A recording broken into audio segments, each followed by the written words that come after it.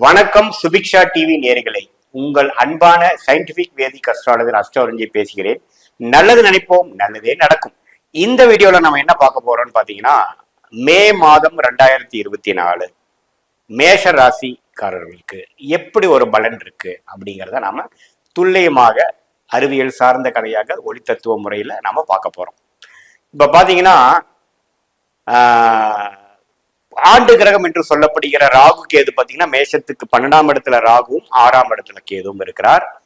சனிங்கிற ஒரு கிரகம் 11ஆம் இடத்துல நீடித்து இருக்கிறார், கும்பத்துல இருக்கிறார். சோ இது எந்த விதத்திலையும் இந்த 3 கிரகம் மாறுதல் இல்லை. அப்படியேதான் 12, 6, 11ஆம் இடத்துல நீடித்து இருக்க போகிறார்கள் மே மாதத்தில். குரு பகவான் பாத்தீங்கன்னா மே 1ஆம் தேதி மேஷ ராசியிலேயே இருந்த குரு 2ஆம் இடம் என்று சொல்லப்படுகிற ரிஷப ராசிக்கு மாறுகிறார். அது மாதத்தின் முதல் நாளே அது நடக்குகிறது. சோ அத்தகைய ஒரு பயிற்சி ஒரு அருமையான ஒரு பயிற்சியாக மேஷராசிக்கு நாம பார்க்கலாம். மற்ற கிரகங்கள் எப்படி இருக்குன்னு பார்க்கும் பொழுது செவ்வாயும் ராகுவோட சேர்ந்து 12ஆம் இடத்துல இருக்குது. நம்ம ராசி அதிபதியாதி மேஷராசிக்கு செவ்வாய் தான் அதிபதி. அவர் பாத்தீங்கன்னா 12ஆம் இடத்துல ராகுவோட சேர்ந்து இருக்கார். புதன் 3க்கும் 6 கூடிய புதனும் பாத்தீங்கன்னா 12ஆம் இடத்துல இருந்து 6ஆம் இடத்துக்கு கனெக்ட் ஆகி இந்த கடன் பிரச்சனைகள், வம்பு வழக்கு, அது மாதிரி சில விஷயங்கள் கிளாரிட்டியாக வரலைங்கிற ஒரு விஷயமாக கொடுக்கக்கூடிய அமைப்பை புதனும் பாத்தீங்கன்னா 6ஆம் இடத்துக்கு கனெக்ட் ஆகி 12ஆம் இடத்துலயே 10ஆம் தேதி வரைக்கும் இருக்கிறாங்க. மே 10க்கு மேல பாத்தீங்கன்னா ராசிக்குள்ளேயே வர்றது ஒரு நல்ல மாற்றத்தை கொடுக்கக்கூடிய ஒரு விஷயமாக இருக்கிறது. அதே மாதிரி சூரியன் பாத்தீங்கன்னா மே 14ஆம் தேதி சித்திரை மாசம் முடிஞ்சு வைகாசி மாசத்துல பாத்தீங்கன்னா ரிஷப ராசிக்குள்ள போறார், 2ஆம் இடத்துக்கு போறார், அங்க இருக்கும் குருவோட சேர்றார். அதே மாதிரி சுக்கிரன் பாத்தீங்கன்னா 12ஆம் பாவத்திலேயே ராகு செவ்வாயோட இருந்தக்கூடிய ராசிக்குள்ளேயே மேஷ ராசிக்குள்ளேயே இருந்த சுக்கிரன் பாத்தீங்கன்னா மே 19ஆம் தேதி ரிஷப ராசியில் ஆட்சி பலம் பெறுகிறார்.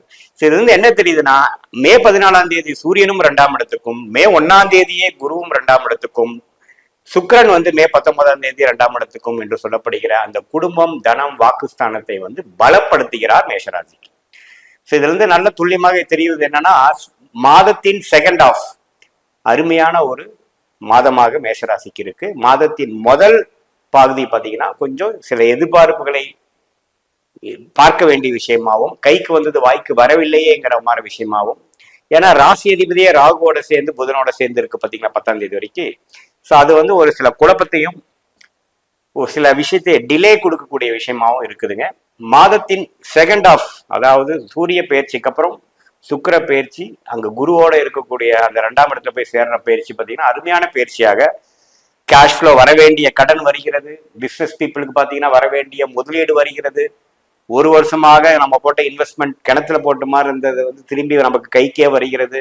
அதே சமயத்துல வேலையில ஒரு மாதிரியா நல்ல ஒரு ப்ரொஃபைலா இல்ல, ஒரு வேலைக்கு நான் ட்ரை பண்ணிட்டு இருக்கேன் கடந்த ஒரு 2 வருடமாக அப்படின்னா ஒரு நல்ல மாற்றத்தை கொடுக்கக்கூடிய, இடம் விட்டு இடம் போகக்கூடிய அமைப்பு நல்லாவே மேஷராசிக்காரர்களுக்கு கொடுக்குதுங்க. அதே மாதிரி இல்லத்தரசிகளுக்கு பார்த்தீங்கன்னா அவங்களுடைய விஷயத்தை வசதிப்படுத்திக்கக்கூடிய அளவுக்கு ஒரு ஆடை ஆபரணங்கள் வாங்கக்கூடிய, ஒரு சுப செலவுகள் செய்யக்கூடிய ஒரு விஷயமாக மே செகண்ட் ஆஃப் வரக்கூடிய அமைப்புகள் நல்லாவே உண்டு.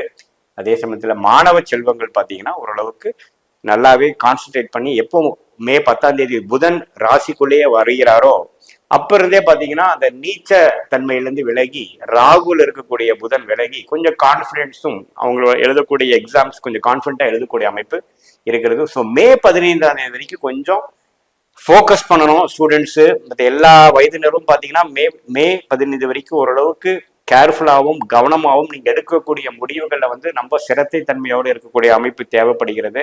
அதுக்கப்புறம் தான் மொல்லமாக நீங்க எதிர்பார்க்கக்கூடிய ஒரு கேஷ் ஃப்ளோவா இருக்கட்டும், நல்ல ஒரு ஃபோக்கஸ் கான்சென்ட்ரேஷனா இருக்கட்டும், நல்ல ரிசல்ட்டா இருக்கட்டும், சுப செலவுகளா இருக்கட்டும், வரவேண்டிய பணம் சேர்றதா இருக்கட்டும், உடல்நல கோளாறு உள்ள பெரியவங்களுக்கு ஒரு நல்ல உடல் மாற்றம், நம்ம எடுத்துட்டு இருக்கிற மெடிசன் கொஞ்சம் வேலை செய்யுது, கரெக்டான டாக்டர்ஸ் பார்த்தோம், கரெக்டான ட்ரீட்மெண்ட் எடுத்து நம்ம உடல் ஒரு அளவுக்கு ரெடி ஆகுதுங்கிற அமைப்பு அதுக்கப்புறம் தான் சூரிய புதன் சுக்கிர பயிற்சினாலதான் நடக்குது. ஸோ அது மே 10, மே 14, மே 19ங்கிற வகையில ஒரு நல்ல பலனை கொடுக்கக்கூடிய ஒரு அருமையான மாதமாக மேஷ ராசிக்காரர்களுக்கு இருக்கு.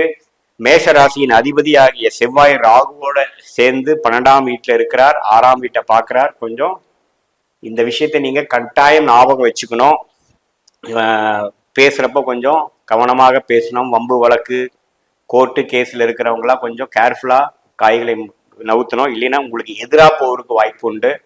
ஏன்னா உங்க ராசி அதிபதியா ராகுவோடு இருக்கும் பொழுது பார்த்தீங்கன்னா சில கிளாரிட்டி இல்லாமல் சில ஒரு இன்ஸ்டிங்டிவா ஏதோ ஒரு விஷயத்தை நீங்க செய்து அது பிற்காலத்தில் அதுக்காக ஃபீல் பண்ணக்கூடிய அமைப்பாக அமையக்கூடிய வாய்ப்புகள் உண்டு. இந்த மாதம் முழுதுமே செவ்வாய் பார்த்தீங்கன்னா ராகுவோட சேர்ந்து 12ஆம் பாவத்தில் இருக்கிறதுனால மே மாதம் முழுதும் அந்த ஒரு கவனம் தேவை. நான் முதலே சொன்ன மாதிரி 10, 14, 19ங்கிற அந்த மிடில் பீரியட் ஆஃப் மேலேருந்து சில விஷயங்கள் நல்லாவே சாதகமாக வந்து உங்களோட மனக்குறைகள் ஓரளவுக்கு 50% குறையும் அளவுக்கு நல்ல ஒரு போக்கு நீங்க எதிர்பார்க்கலாம். ப்ரொவைடர் உங்களுடைய ஜென்மகால ஜாதகத்துல ஒரு நல்ல தசாபுத்திகள் போகும்போது உன்னமே என்னுடைய பலன்கள் வந்து கொஞ்சம் தூக்கலாகவும் நல்லாவும், நல்ல பலன்கள் நல்லாவும், சாதகமற்ற பலன்கள் குறைவாகவும் நடப்பதை நீங்களே பார்ப்பீங்க. ஓரளவுக்கு மே மாதம் வந்து மேஷ ராசிக்காரர்களுக்கு எப்படி இருக்க போகுது என்பதை நீங்க ஒரு கிளாரிட்டி வந்துருச்சு நான் நம்புறேன். இப்ப பாத்தீங்கன்னா இது வரைக்கும் நம்ம பார்த்துட்டு இருந்த பலன்லாம் பொது பலன்கள், அதாவது கோச்சாரத்துல வந்து ஆண்டு கிரகமாகிய ராகு, கேது, குரு, சனி எப்படி இருக்கிறாங்கன்னு பொறுத்தும், மாத கிரகங்கள் என்று சொல்லப்படுகிற சுக்கிரன், புதன், செவ்வாய், இது மாதிரி கிரகங்கள், சூரியன்லாம் எப்படி இருக்கிறாங்கிற பொறுத்து தான் நம்ம கோச்சாரத்துல பலன் எடுக்கிறோம். பட் உண்மையான விஷயம் பாத்தீங்கன்னா உங்களுடைய ஜென்ம ஜாதகத்துல உங்களுக்கு கிரகங்கள் எப்படி இருக்குது, நீங்க என்ன லக்னம், எந்த சாரத்துல எந்த நட்சத்திரத்துல ஒரு கிரகம் இருக்குது, ஆட்சி உச்சங்கள் எப்படி இருக்கிறது, தசாபுக்திகள் எப்படி போயிட்டு இருக்குது, இப்போ கரண்ட்ல என்ன தசாபுக்திகள் நடப்புல இருக்குதுங்கிற பொறுத்து தான் துல்லியமான பலன்கள் எடுத்து இந்த கோச்சார பலன்களும் இந்த தசாபுக்திகளும் மிக்ஸ் பண்ணி பார்க்கணும்.